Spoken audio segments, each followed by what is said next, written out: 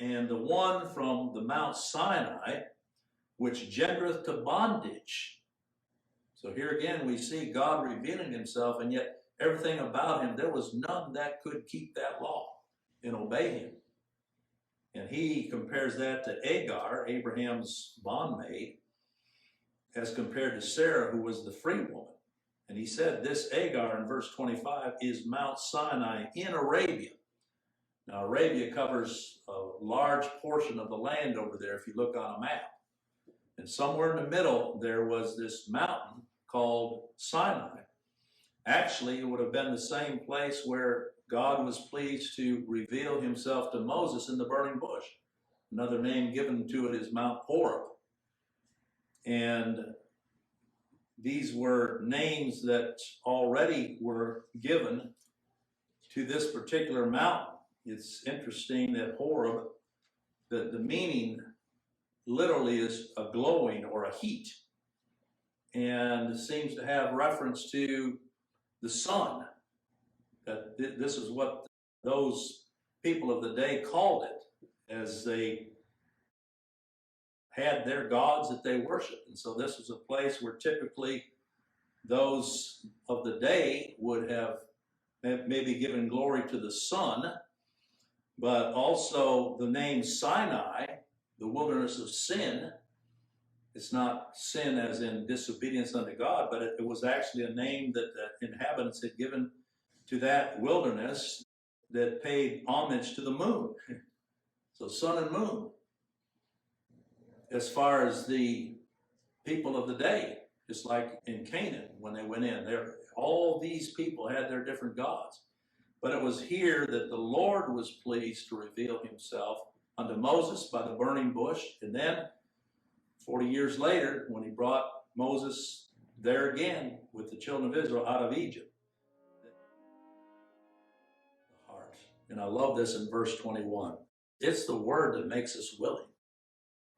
Because here it says in verse 21, then they willingly received him into the ship. It's kind of humorous when you stop and think about it. Here's Christ on the water talking to them outside the ship, getting them calmed down, and it's almost like, hey, come on in with us. They willingly received him into the boat.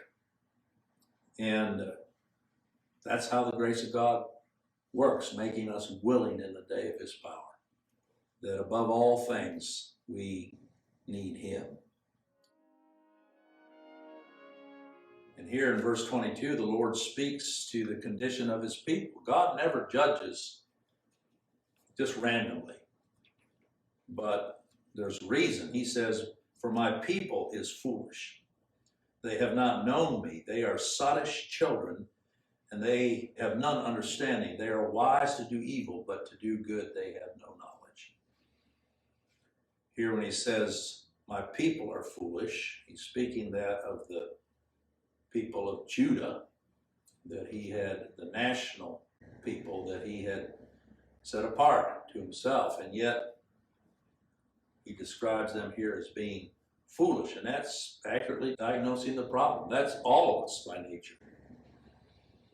But here, especially in their lack of knowledge of the true and living God, they had a notion as to who he is, and yet here, as that people that he had set apart, national Israel, and preserved to this point, he says they are sottish children. That's an old English word that means silly. It's like kids playing in imminent danger, and they have no understanding. It's pretty evident that the people of Judah didn't see themselves as silly children and without understanding, like people today in religion. They would take and apply this to somebody else. And yet, because why?